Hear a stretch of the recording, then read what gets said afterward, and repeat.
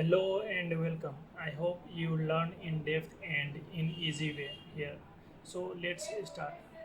Today I am going to start a new series called Python. In this series we will discuss about the all basics concept as well as advanced concept of Python.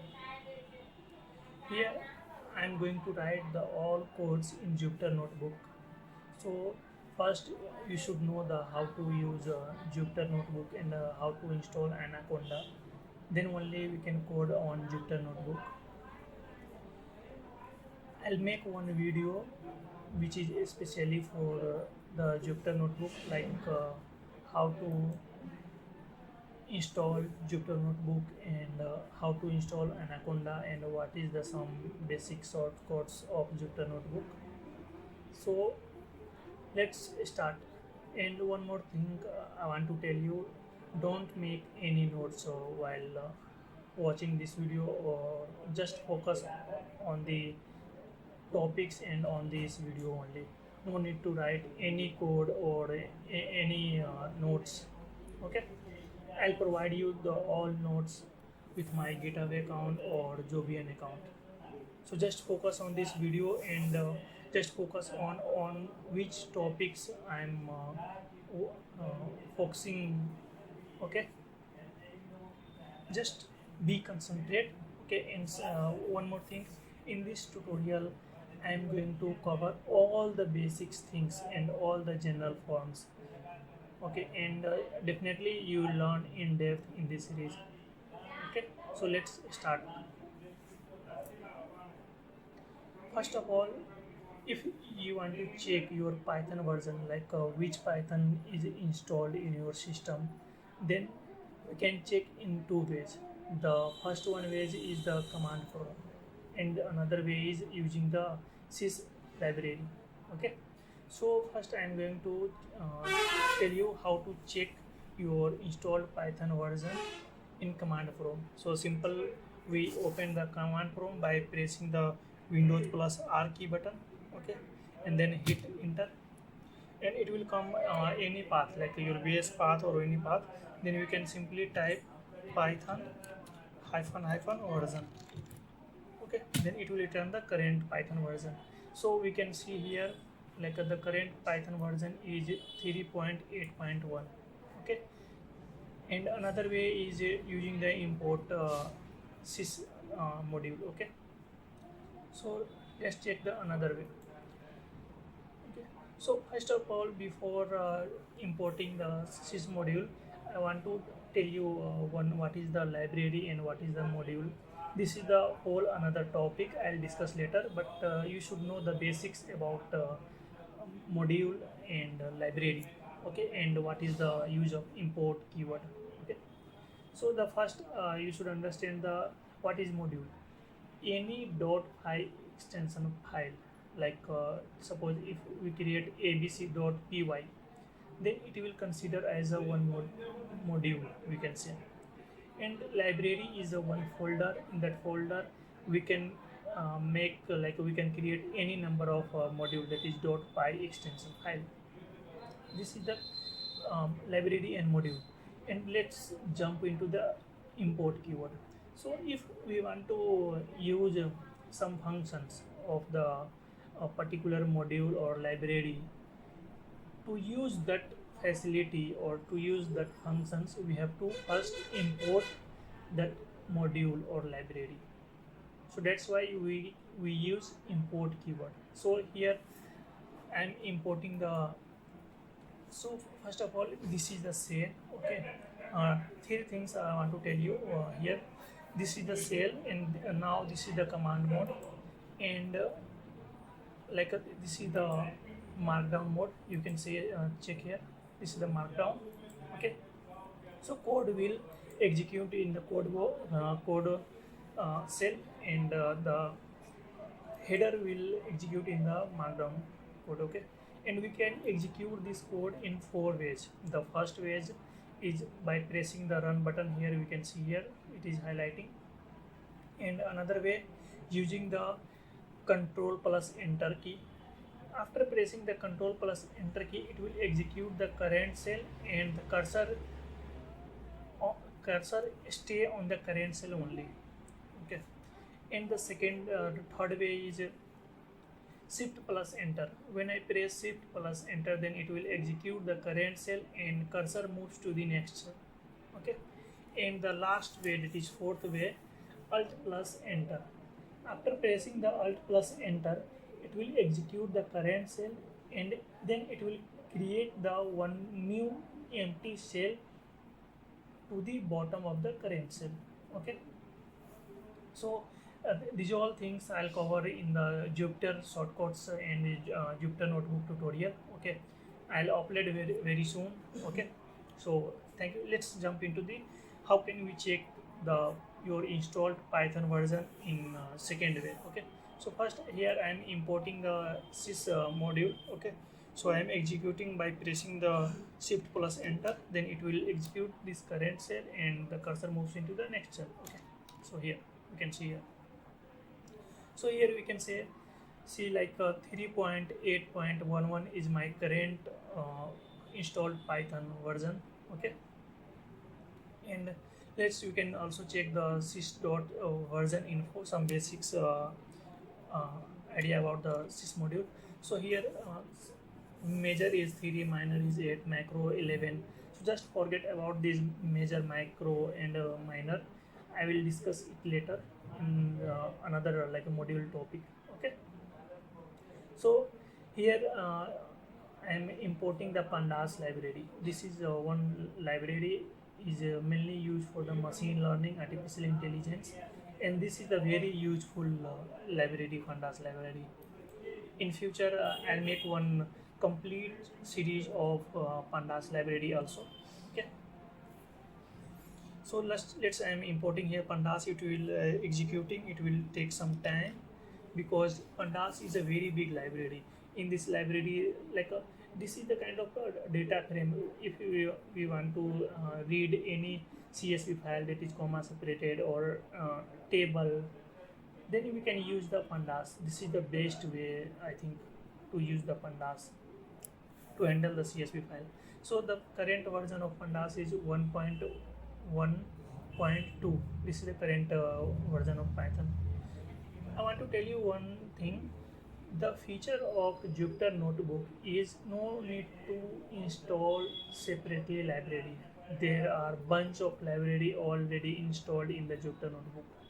So if in your like PyCharm, if you want to use pandas, then separately you have to first install the pandas and any other like uh, a- any other ID like so here this is the very benefit of Jupyter Notebook, and mostly data scientist people used to like this Jupyter Notebook. Okay, so here there is no inside the sys version, there is no underscore core version underscore attribute, so it will throw an error. Okay, whatever I am writing here, this has a meaning. Okay, I am not writing any code which doesn't contain any meaning. So previously I have written like a pandas dot underscore version. So this is the check the one module like what is the module version. So here sys dot underscore version doesn't contain, so it will throw an error. So we can see here like it will return one attribute error, means module sys has no attribute that is underscore version. Okay, so let's jump into the identifier. So this is a very basics and very important topic, identifier, because if in your program, if you want to create any name like a function name or variable name or class name, module name, library name, then first you have to know like which character or which symbol can I use to create a name, because if you don't know this, then you will face some error like when you will create like a dastan underscore dollar symbol or any other things you don't know the which symbol can use to create a identifier. So this is a very basics and very useful topic, identifier. So be focused. So what is identifier? Identifier is a name in Python program. Okay, so it can be like a class name, function name, module name, variable name. You can see here. It can be like a name, module name, variable name, etc. Okay. So the what is the rules to define identifier in Python? There are some rule I am discussing. The only character allowed, the only character allows are like we can use alphabet symbols like lowercase or uppercase, that is small a to z or capital A to Z. We can use it, and we can use digit also here 0 to 9 we can use it. Okay, and we can use underscore. Okay, so these three things only we can use to create an identifier in Python. Okay, except this, if you use any symbol in our program to create an identifier like a variable name, function name, then it will throw an error. Okay, and the another rule, identifier should not start with digit. Okay, so it should start with uh, like a correct like alphabet symbol like A to Z. Okay, else with the underscore. Okay, if we create a variable with the underscore, then it will show as a private variable.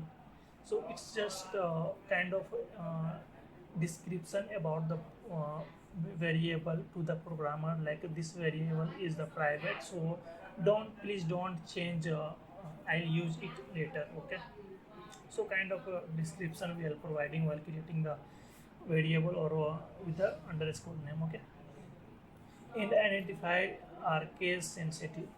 So what is the meaning of case sensitive? Case sensitive means small words and capital words contains the different meaning. So here we can say I have created two variable like var one, like a small var and capital var. Okay, so inside the small var we are assigning 10, and inside the capital var we are assigning 20. Okay, so just I am printing this value, and let's see the output. Okay, 10 and 20. So we have to check like these two, small var and capital var, is different or not.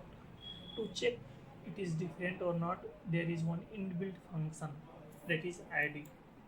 It will return the address of a variable, of an object. Okay, so if the address will match with the uh, small var and capital var, then it contains the same meaning. So let's see the address of small var and capital var. So these all two address we can see, like a 968 ends with 968 and here ends with 288. So both variable containing the different address means both variable doesn't same. Okay, so let's jump into the just I have created one int variable. Okay, so just for the executing purpose. Okay, so this int, why I have written int? Actually it was initially typed as int, that is int. Okay, so int is the one function name, so that's I make int here. So because below I'll use the some int function, so we can't use function name as identifier. We can use, but when we want to use the function name, then it will throw error. So that's I make this int as int. Okay, and one more thing, keyword always shown in the bold letter. Okay, so what is the meaning of bold letter? So here we can see if is in bold letter, and we can't use keyword as identifier. Okay, so what is the keyword? Keyword is the some reserved word. Okay, I'll discuss in this series only, in this tutorial only. Okay, So when I use this reserved keyword as an identifier, then it will throw syntax error. We can see here like there is the one syntax error, that is invalid syntax, means this syntax is not correct. Okay, so let's jump into the summary part of identifier. Okay, so summary, any topics or any fundamental concept, summary is very important because in summary there is brief details about the things which you have mentioned in this particular topic. Okay, so here alphabetical symbols we can use like either uppercase or lowercase, like capital A to Z or small a to Z. And second point is the like identifier start with underscore, then it indicates it is private, as I told you. And identifier should not start with digit. Okay, and for the fourth point is identifier are case sensitive, means small words and capital words contains the different meaning, and we can not use reserved word as identifier, but okay, we can use the but but we can use the variable name same as inbuilt function name. Okay, but not recommended. Why? Because when we create the variable name as inbuilt function name, then it will then we can't call that function, because whenever you want to call it will throw an error because we have created a variable. Okay, that is name ambiguous problem, we can say here. As if you are a Java background, then you can relate these things. Okay, and there is no length limit. There is no length limit to create an Python identifier. That is, you can create like a 10,000 like 100 characters of a variable, but it's not recommended to create a lengthy identifier name. Okay, and the dollar symbol is not allowed in Python, because dollar symbol is allowed in C language and as well as in Java also. So that's in Python dollar symbol is not allowed while creating the identifier. Okay, let's jump into the reserve word. Okay, sorry, what is the reserve words actually? Reserve words which is meaning is already reserved. Okay, so any words in Python which meaning is already defined by the founder of the Python is called the reserved words. Okay, in simple way. So how can you know like how many reserved words are available in Python, and how can I find which word is reserved or which is not? So for this there is one keyboard module. Okay, here is a keyboard module. So first we want to use some function of the keyword module. So first we should import the keyword module. Okay, and I am using as alias name as keyword. Why we use alias name? Alias name to make a big name into the shorter name. So if the every time if you want to use any function of key library, then first we have to import the keyword library, then we have to use function name like a keyword dot function name kind of things. So to avoid this big name into a small name, we can use alias name. Okay, so whenever we want to use any function of keyword module, then simply we can use kw dot the function name or attribute name. And if you you will use alias name and you will make an alias name of module name, then we can't call with the original name, that is keyword. Every time we have to call the function by using the alias name only. I am repeating this sentence, this is very useful. Whenever you will create an alias name of any module, then we can't call of a function by its original name. Every time we have to call that function by using the alias name only. Okay, so here I am using the alias name. Kw list is one attribute. It will returns as list inside that list all keywords or all reserved words will be shown. Okay, I'm executing this. So here we can see here there is like a false, none, true, end, edge, asset, async, await, update, class, continue, def. Okay, so we can see like there are 35. So we can find the one, there is one alien method like length, so we can find the length of a variable or object. Okay, so this is the 35, means there are 35 reserved words in Python, and in C language it was I think 32 or 45. I think I'm confused with the C language and Java language. Okay, so now suppose if you uh, we want to check any words is reserved word or not, so there is one method.